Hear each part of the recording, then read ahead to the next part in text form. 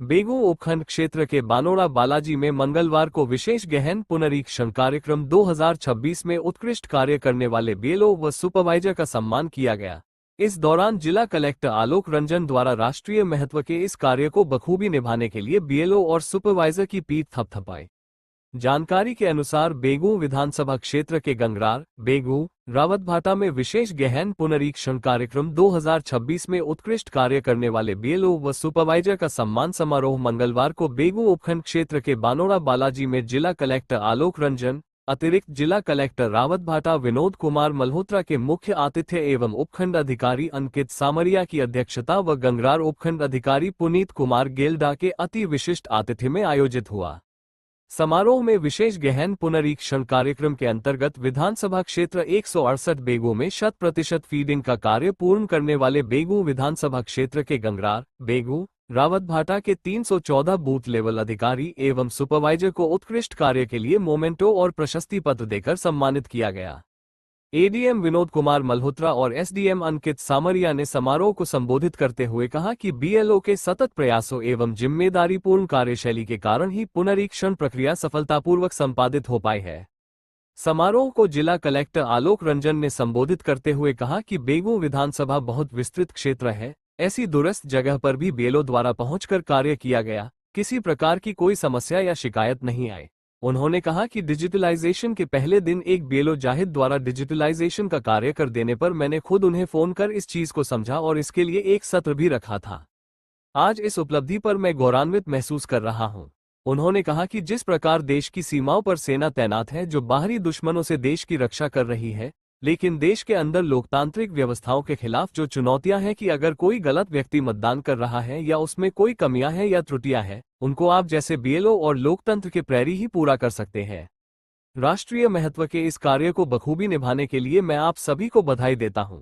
इस दौरान बेगू तहसीलदार गोपाल लाल जीनगर, रावतभाटा तहसीलदार विवेक गरासिया, गंगरार तहसीलदार पुष्पेंद्र सिंह राजावत, बेगू नायब तहसीलदार विष्णु कुमार यादव, पारसोली नायब तहसीलदार रामचंद्र वैष्णव सहित निर्वाचन विभाग के कर्मचारी मौजूद थे। आज हम ड्राफ्ट रोल जो एसआईआर का पब्लिश करेंगे, लगभग 1 महीने से इस पूरे कार्यक्रम में विशेष गहन पुनरीक्षण कार्यक्रम में जो आपकी टीम लगी है, मंचासीन एडीएम साहब विनोद जी, आपके एसडीएम साहब ईआरओ साहब अंकित जी, एसडीएम गंगरार पुनीत जी, मंच पे विराजमान तहसीलदार जी, नायब तहसीलदार जी, बेगू विधानसभा की टीम और जिनके कंधों पर ये पूरा भार था, ऐसे समस्त सुपरवाइजर, बीएलओ साहब, सबसे पहले हम सब आपके लिए ताली बजाएंगे क्योंकि इतनी अच्छी आपने मेहनत करी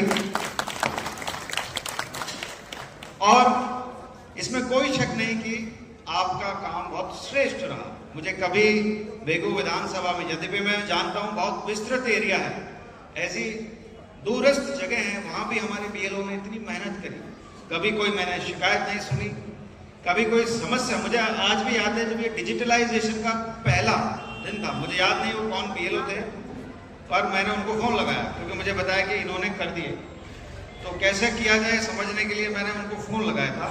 फिर हमने उनका एक सत्र भी रखा था उस दिन। कौन बीएलओ है वो? जाहिद, हाँ जाहिद थे, उनसे बात करी थी मैंने।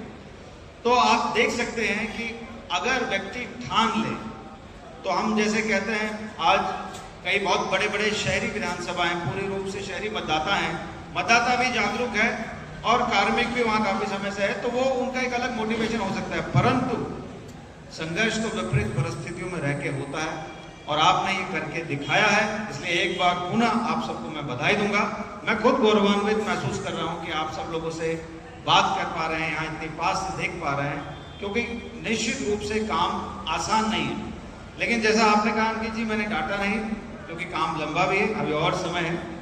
आपने मेरी अपेक्षाएं बहुत बढ़ाई हैं, आपकी टीम ने बहुत बढ़ाई है, तो उस अपेक्षा पे हम निरंतर खरा उतरते रहें, ये कोशिश करेंगे। हम जब ये काम करते हैं तो हम अक्सर कहते थे कि एक राष्ट्रीय महत्व का काम है, और राष्ट्रीय महत्व का काम क्या है, अब आपने उसकी महत्ता को देखा होगा। जब आप घर घर गए होंगे, निश्चित रूप से आपने भिन्न भिन्न हालात देखे होंगे। आपने कई घरों में ऐसा हो सकता है वेलकमिंग बिहेवियर नहीं देखा होगा। आपको कई जगह लगा होगा कि यहाँ पर क्यों आ गए। ये तो मतलब एक दो जगह ऐसा भी हुआ कि उन्होंने कहीं और फोन कर दिया, कहीं मेरे को फिर कहीं कोई थाने में पहुंच गया।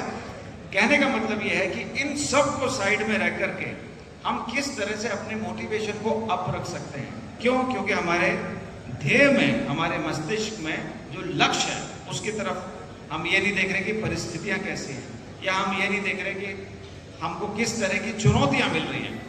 तो चाहे किसी तरह का कोई थोड़ा क्रोधित हुआ हो, हमने पहले ही वर्कशॉप में आपसे कहा था हम पोलाइट रहेंगे क्योंकि ये राष्ट्रीय महत्व का कार्य है। और जैसे हम कहते हैं सीमाओं पर, तो देश हमारा आजाद है और फिर भी हमें पड़ोसी देश या दुश्मन देश से खतरा है। उस खतरे के लिए सेना तैनात है, सैनिक तैनात है, वो लोकतंत्र के रक्षक है। लेकिन देश के अंदर भी ऐसी लोकतांत्रिक व्यवस्था के खिलाफ जो चुनौतियां हैं, वो चुनौतियां यही हैं कि अगर कोई गलत व्यक्ति मतदान दे रहा है, गलत लिस्ट है, या उसमें किसी तरह की कोई कमियां हैं, त्रुटियां हैं, या कोई योग्य व्यक्ति जिसका नाम होना चाहिए वो रह गया। ये लोकतंत्र आज जो हम देख पा रहे हैं हमारे पड़ोसी मुल्कों में, आप देखिए पड़ोसी में आप पढ़ते होंगे अखबार में क्या वहां की लोकतांत्रिक व्यवस्था के हालात हैं। वहीं दूसरी तरफ पूरे विश्व का सबसे बड़ा लोकतंत्र, सबसे पुराना लोकतंत्र है हम देश, परंतु उसके जो लोकतंत्र प्रहरी हैं वो आप जैसे बीएलओ और सुपरवाइजर। तो हम सीमा के प्रहरी ना हो पर लोकतंत्र प्रहरी के रूप में निरंतर अपना कार्य कर रहे हैं और इसलिए ये कार्य कभी रुकेगा नहीं। और ऊर्जावान उपखंड अधिकारी अंकित जी, हमारे गंगरार उपखंड अधिकारी जी, समस्त यहाँ विराजित ईआरओ साहिबान, एईआरओ साहिबान, सभी पर्यवेक्षक और अंतिम पंक्ति तक विराजित बीएलओ साहिबान, आज हमें हमारी ख्वाबों की दुनिया का जहान मिला है। आज हमें हमारी ख्वाबों की दुनिया का जहान मिला है, छूने को आसमान मिला है। निश्चित रूप से ये हमारे लोकतंत्र की बहुत बड़ी खूबसूरती है। या संविधान निर्माता बाबा साहब अंबेडकर ने जिन चीजों को विशेष रूप से लोकतंत्र की स्थापना करते समय कहा गया था कि हम सत्ता का हस्तांतरण जो है बहुत शांति और व्यवस्थित तरीके से करेंगे। और सत्ता के स्थानांतरण में चूंकि भारत निर्वाचन आयोग जो है, जिसकी स्थापना अनुच्छेद 324 के अंतर्गत की गई है, वो एक महत्वपूर्ण इंस्टीट्यूशन है, महत्वपूर्ण संस्थान है जो भारत में विधानसभा और लोकसभा के चुनावों का संपादन करते हैं। और एक अच्छे चुनाव के लिए, एक बहुत महत्वपूर्ण लोकतंत्र के लिए आवश्यक है कि उसकी मतदाता सूची जो हो बहुत आदि दिनांक हो, त्रुटि रहित हो और स्वस्थ हो। और उसी के पालना में हम सब लोग जो लोकतंत्र के सच्चे प्रहरी हैं, जो लोकतंत्र की स्थापना के लिए अपने श्रम सीकर की बूंदें जो हैं लगातार समर्पित करते हैं। तो स्पेशली एसआईआर की उद्घोषणा हुई और उस उद्घोषणा के साथ आप सब लोगों को यह दायित्व दिया गया कि हम सब जो है, जितने भी मतदाता हैं, उन सब मतदाताओं का हम पहले कैटेगराइजेशन करके मैपिंग करें और मैपिंग करने के बाद जो हमारा ईएफ है, इन्यूमरेशन फॉर्म है, उसको हम भरें। मुझे माननीय जिला कलेक्टर महोदय ने बेगू विधानसभा क्षेत्र का प्रभारी बनाते हुए आप सब लोगों की ऊर्जा को समेकित करने का दायित्व दिया। मुझे 4 नवंबर से पहले भी चल रहा था। हम जुलाई से इस काम में लगे थे। बीच में हम घर घर जाकर लोगों की मैपिंग से संबंधित हमने डेटा इकट्ठा किया। शुरुआत हमारी मैपिंग में 72% से हुई थी। उसको हमने, जब ये कार्यक्रम समाप्त हुआ 11 तारीख को, ऑनलाइन डिजिटाइजेशन का ये फॉर्म भरवाने का, तब तक हम लगभग ये कार्य 99% से अधिक कर चुके थे। और ये पूरी बेगू विधानसभा के लिए एक उपलब्धि है कि 99% लोगों को किसी भी प्रकार का कोई भी दस्तावेज देना नहीं होगा। और पूरी विधानसभा में हमारे पास 2,92,881 वोटर हैं। उसमें से केवल 2500 व्यक्तियों को ही अपना कोई दस्तावेज देना पड़ेगा, उनको कोई नोटिस दिए जाएंगे।